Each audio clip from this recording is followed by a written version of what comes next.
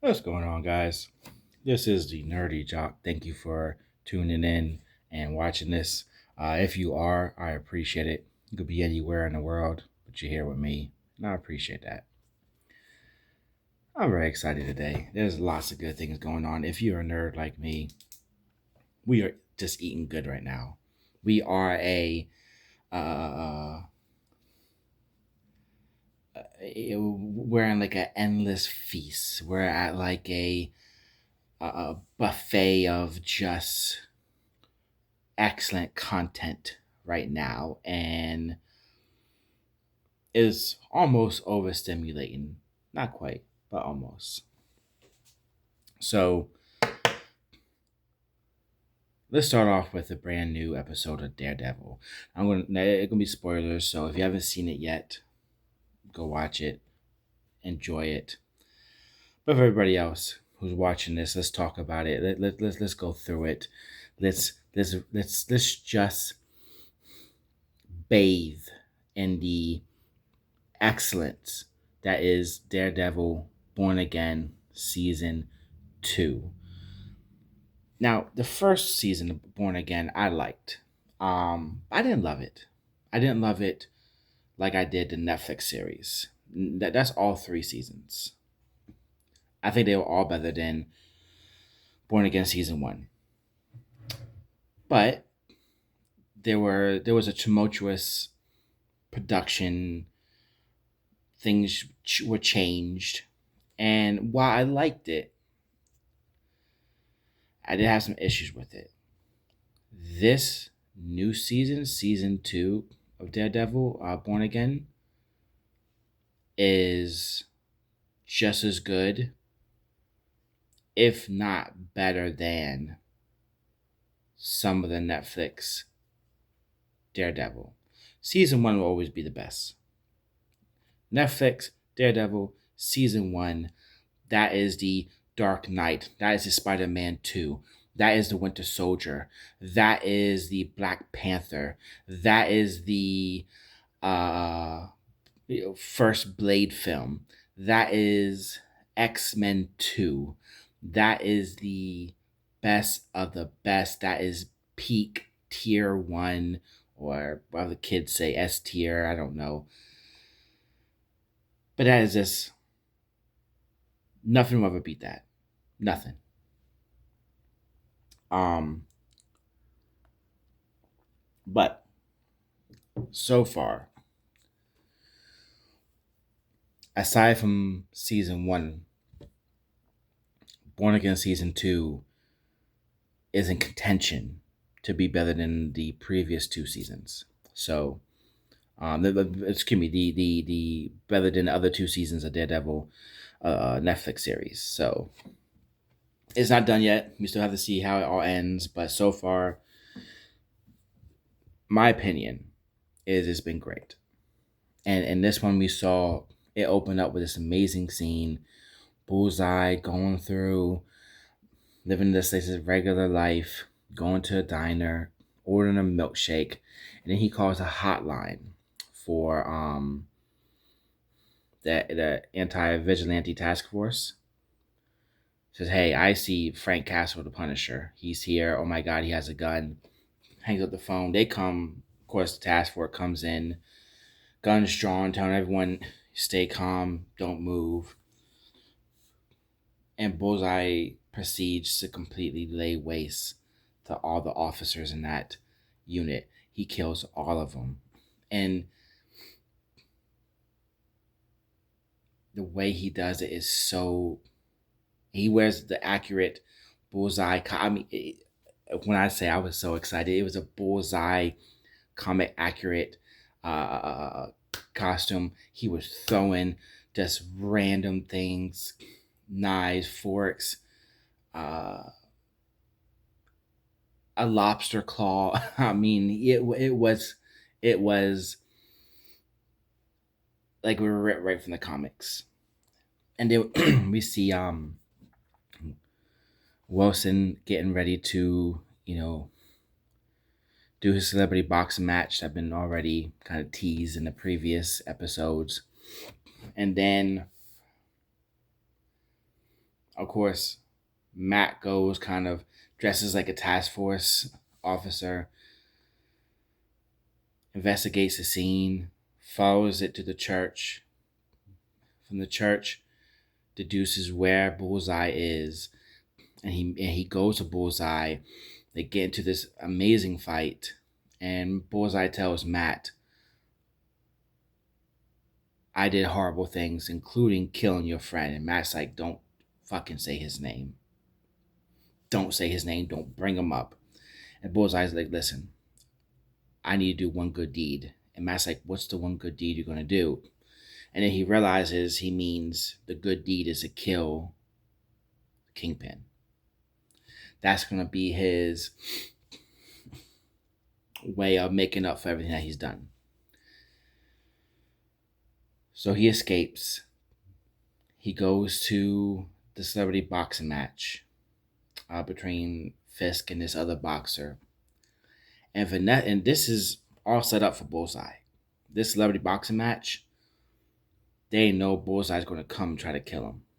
And he sends Vanessa to the governor's office to talk to her about supporting the mayor. And she even says, like, when Vanessa meets with the mayor, the governor rather, she even says, like, I don't feel comfortable endorsing Wilson. But she's like, I respect you, and if you think you can keep him in check, I will never support Wilson Fisk, but I can support the mayor, and Miss Fisk, because I know you can keep him in check. And Vanessa's like, I will. She's like, my husband loves New York, and I love my husband. As they come to an agreement. Fast forward, Wilson is like, they're beating the shit out of this, boxer, his opponent, and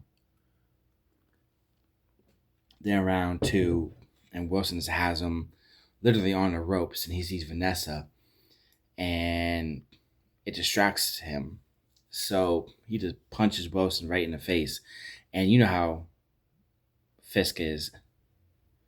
You embarrassed me in front of Vanessa. So he proceeds to literally damn near kill this guy. Like he's like having a seizure on a mat, and they have to take him out in the ambulance. But then Bullseye attacks. And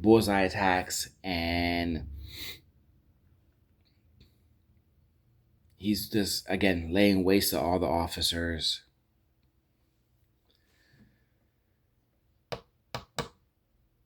And in a cool kind of moment, foreshadowing, the deputy mayor, Baby Soprano, gets all this merchandise, pro Fisk merchandise, right? And he's like, oh yeah, he's just idolizes Fisk. And so one of the things he buys is like this glass sculpture of like Fisk, and he's like, the back is his face in the background, like the buildings of New York, and it's like a glass, ornament. But once Bullseye starts laying waste, and they all start running, and he got BB there, of course, and he's taking, so he takes BB because he's absolutely in love with her.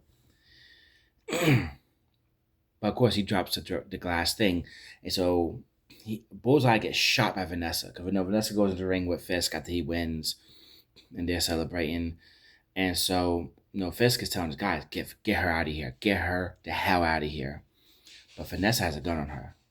And she pulls it and shoots Bullseye. And when she does, he throws the glass ornament that he found on the ground. And Fisk has like a belt, one of those like title belts. And he hits it and the glass breaks. And because he threw it right at Vanessa. So he breaks it. And then Daredevil comes in. He basically takes Bullseye, grabs him, and they go right through the window. And then once they're on the street, Bullseye runs away. Daredevil chases after him. Everything kind of died down. And you hear Vanessa say, Wilson. And he turns around, And it's great shot where she's like kind of like turned this way, and she turns and faces him. You see right in her temple a shard of glass, one of the buildings embedded right in her temple, and she's just bleeding out. And she falls down, and Wilson runs over. He's screaming, "Please, somebody help! Get an ambulance! Please help!" And episode ends. So we don't know for sure if Vanessa dies, although it would certainly be interpreted as she did. What an ending! What an ending to the episode! If they said that this would conclude and this would be the ending to Fisk's stint as mayor, and like, well, how would that happen? Now we kind of see how that would happen, because with Vanessa gone, he's going to unravel and unravel to such a degree that they have no choice but to get him out of office. So a couple other things happen in the episode of note. The first mate found Daredevil.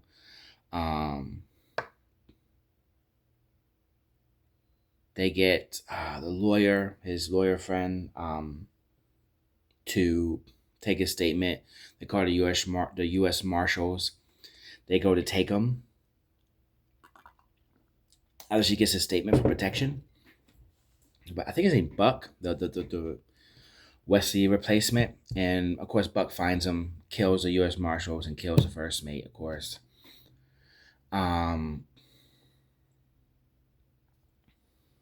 There's a nice moment where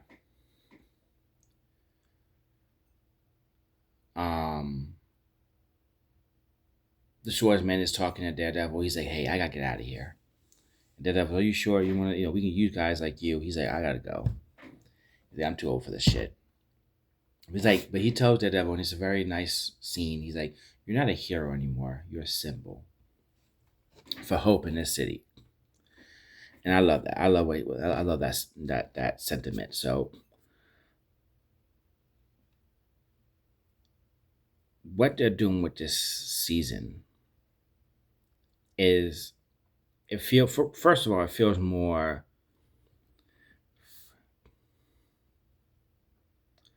There's more of a. I'm trying to think of the proper word. Feels more focused. The first season felt kind of all over the place.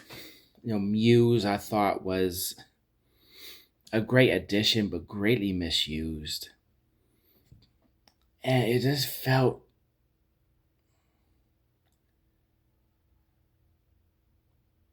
just not focused, I guess is the best way to put it. This season feels way more focused, way more adhesive. It just, everything's gelling together in a much more organic way. I love it. I love what they're doing. I love how they're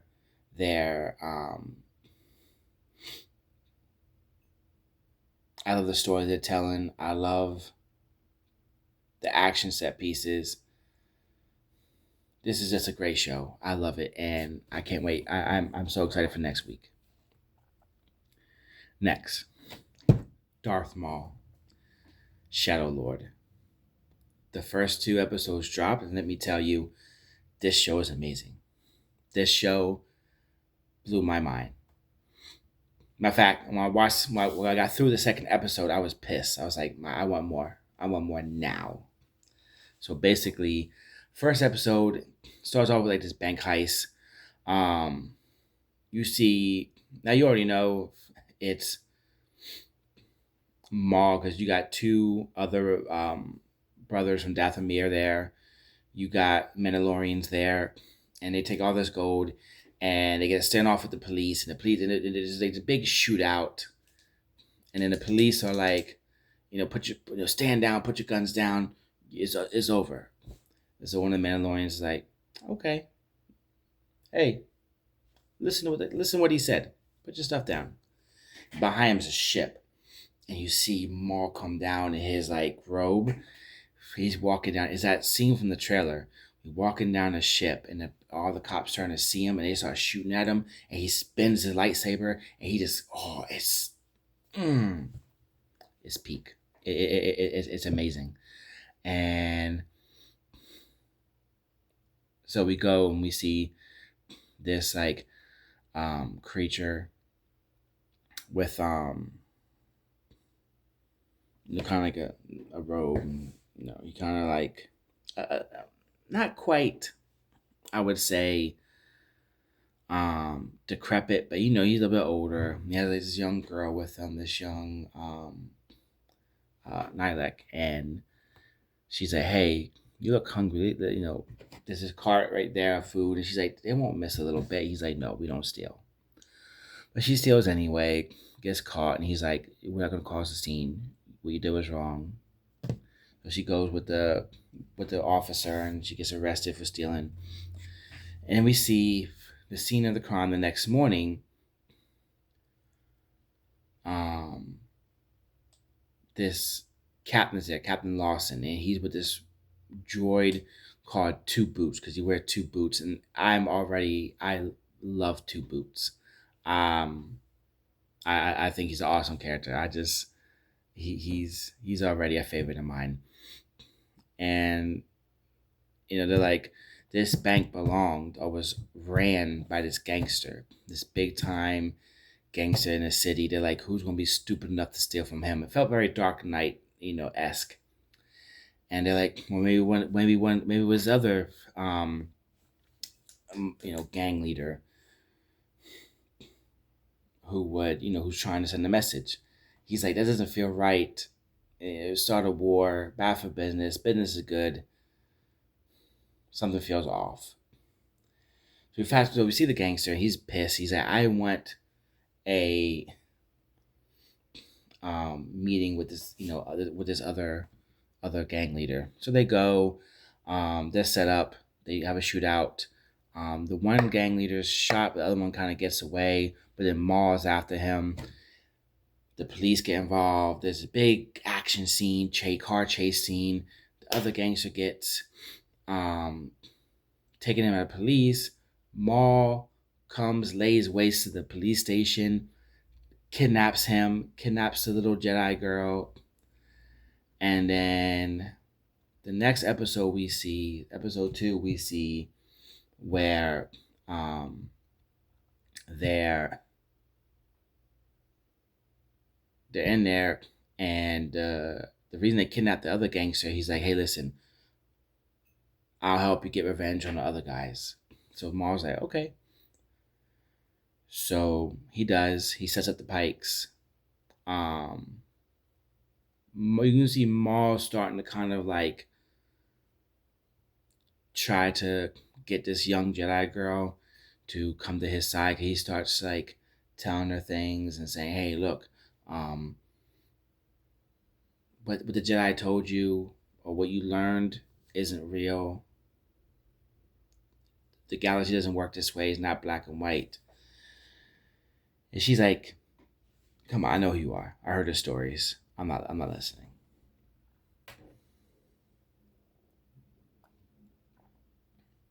So episode 2, basically this captain trying to find out all he can about Darth Maul, because he's told to call it Empire, but he's like, I don't want the Empire involved. I don't want Empire anywhere near here. So, and Maul, you see Maul furthering his plan to get revenge on all those who betrayed him after the Clone Wars. But it looks amazing. It's beautiful. The animation is breathtaking. The voice acting is amazing. Everything in here is almost flawless. Please watch this show. Check it out. Do yourself a favor. This show is amazing. I can't wait for next week. I can't wait to see more episodes. Um, Darth Maul Shadow Lord is off to a great start. Daredevil been great. I'm gonna do another video on Invincible. I'm gonna watch a new episode today with my sons, and then maybe do a video on that later. Invincible so far has been great. So, like I said, we are eating good this year. One piece of news I heard was a showrunner for Marvel said, or the head of Marvel television hinted, didn't confirm, didn't exclusively say, but he hinted that it would be possibly a second season of She-Hulk. Now, my personal opinion on the first season was it was a mixed bag. I didn't hate it. I didn't love it. There were things they did well. There were things I found funny. There were things I found entertaining. There were things about it I really enjoyed, and there were other things about it that I just didn't care for. And that's exactly the type of show I would love to see a season two of. Like, you took something, it worked half the time, the other half it didn't. Give me a season two where you do everything right. You fix that. And that's what I want to see. I want to see a season two of She-Hulk. Because there were a lot of things in there. Like I liked Madison. I thought she was hilarious. I thought Wong was amazing. I thought there were scenes with She-Hulk that I thought were really funny and really well shot. And there were other things I didn't quite enjoy. You know, like the episode with Megan Thee Stallion, I thought was I didn't like that. I didn't like that at all. And maybe in my age, maybe I'm biased. I if I want to watch anything with a female MC, I prefer to be Little Kim, Foxy Brown, Missy Misdemeanor Elliott, MC Light. But for those of you that are young and only know her as an actress, those who are my age know Queen Latifah was a amazing MC back in her day. Who you calling a bitch? UNITY. Yeah, she was amazing. I love Queen Latifah. And she's from Jersey, which, you know, I lived in Jersey for a little bit, so, you know. And I mean, look, she was around the same time Jersey had like Tretch and Redman at their peak, so she had to be nice. So, holding your own against, guys like that, or Foxy and Kim and Missy were around when you had, really talented MCs. Unlike whatever you got today, whatever garbage these MCs are today. Um, Back then you had to be nice because everyone else was. You know, Foxy Brown was on the track with LL Cool J and Prodigy and Fat Joe and Keith Murray and held her own. Lil Kim rap with the greatest rapper of all time, Biggie Smalls. So anyway, I'm going a little bit of tangent there. It's not hip hop hour, but anyway, like I said, there are things about She-Hulk I like, things I didn't. So I'd love to see them, redo it on a season two. Um, and hopefully they can fix it. And it looks like Marvel Television is doing better. It's been better. Wonder Man was amazing. And I would love to see what they can do now. Also, the last CEO of Disney was a complete just scumbag. I'm glad he's gone. Fuck him. So that's all for today. The last thing, and I like to do this, is give, recommendations for comics to read because that's what I like to do. Today's recommendation is The Inhumans. This is by Paul Jenkins, illustrated by Jay Lee. And this is one of the original flagship books of Marvel Knights. Now, quick history of Marvel Knights. Marvel in the 90s, early 2000s was in a lot of financial trouble, particularly with comics. And so they wanted to do a more mature, darker, grittier type of story. So you got a couple of these young, aspiring, editors. So they're going to put you in charge. And we're not going to give you any flagship characters. No X-Men, Spider-Man, Hulk, Fantastic Four. But we'll give you our B and C list characters. Inhumans, Daredevil, Black Panther, and Punisher. I know, hard to believe Daredevil and Black Panther as ubiquitous and well known and loved as they are today, back then were B-list characters. But they said, take these characters, make them dark, make them gritty, and so they did. And Paul Jenkins made The Inhumans, which won the Eisner, if I'm not mistaken, that year. An amazing book. This book really tells a great. The backstory on the Humans is told very well. Black Bolt is drawn, written extremely well. His relationship with Medusa, his wife, is amazing, and it really shows. The artwork is absolutely gorgeous. If you can see, it's just breathtaking, and it shows. Even when you think Black Bolt is people getting the best of him, he's 5 steps ahead. It shows how great he is as a leader. It shows how great he is as a hero, and it just really gives you a good feel for who the Inhumans are. And it is a piece of Marvel history. It's an amazing story. It's worth the read. It's worth owning. It's worth checking out at least once. But anyway, I'd love to hear everyone else's thoughts. Are you enjoying Daredevil? What did you think of Darth Maul? And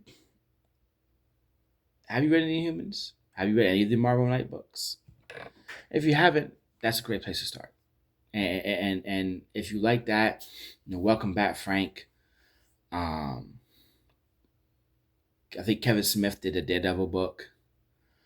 Christopher Priest, who is like Stan Lee made, him and Kirby made Black Panther, invented him. Christopher Priest took him to a whole nother level. Christopher Priest is the one who made Black Panther as you saw him in the film. A lot what you saw in the film came from Christopher Priest's run. He is the godfather of Black Panther. Yes, Stan Lee, God rest his soul, I love the man. He made Black Panther. Christopher Priest took him to a whole nother level. So, that's another one that we might go over one day. That's also a must read, especially if you're a Black Panther fan. But anyway, like I said, I'd love to hear your thoughts on all this, what you think. Are you excited about the Darth Maul show as I am? I know I can't wait. And about Daredevil. But let's say I have to go. But thank you guys for watching, and you guys have a good day, okay?